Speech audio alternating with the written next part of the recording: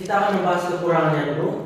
Di sini ada 5 tentang kekurangannya. Yang pertama, kekurangan bukti tertulis untuk tradisi lisan karena banyak bagian dari perjanjian lama berasal dari tradisi lisan. Sulit untuk membuktikan secara pasti bagaimana cerita itu berkembang sebelum tertulis.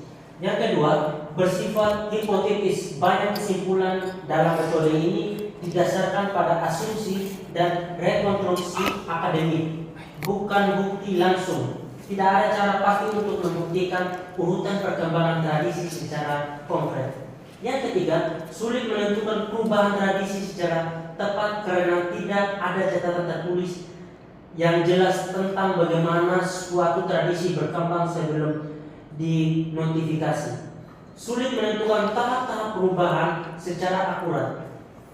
Yang keempat, potensi bias dalam rekonstruksi para ahli meneliti metode ini bisa saja mempengaruhi asumsi pribadi atau teori yang belum tentu sesuai dengan realitas historis. Yang kelima, kurang menyoroti dimensi teologis karena fokus pada aspek historis dan sosial. Metode ini juga bisa kurang menyoroti aspek teologis dan sosial imperatif dan teks dalam perjanjian lama. Dan kelebihannya, sini ada 4. Yang pertama, memahami proses histori. Metode ini membantu memahami bagaimana teks perjanjian lama berkembang dari tradisi lisan ke tulisan, memberikan wawasan tentang bagaimana komunikasi Israel menjaga dan menyebarkan kisah-kisah mereka. Yang kedua, menyoroti konteks sosial dan budaya, menganalisis bagaimana latar belakang sosial, politik, dan budaya mempengaruhi bentuknya tradisi dan teks suci, mengungkapkan dinamika keagamaan dan politik dalam masyarakat Israel kuno.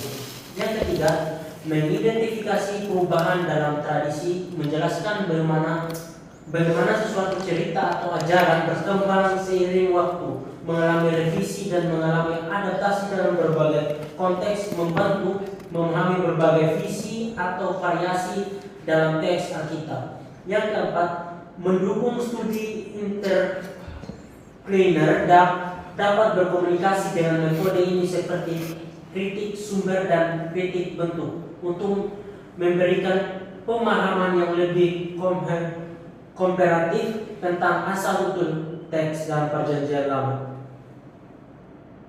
Kesimpulan mengenai metode pembentukan tradisi dalam perjanjian lama adalah bahwa tradisi berkembang melalui proses yang panjang dan kompleks, mencakup transmisi lisan, menyusun tertulis, serta redaksi oleh komunitas iman. Proses ini mencerminkan pengalaman historis, kepercayaan, dan nilai-nilai teologis bangsa Israel pada zaman itu. Oke, sekian dari hasil presentasi saya. Shalom dan terima kasih.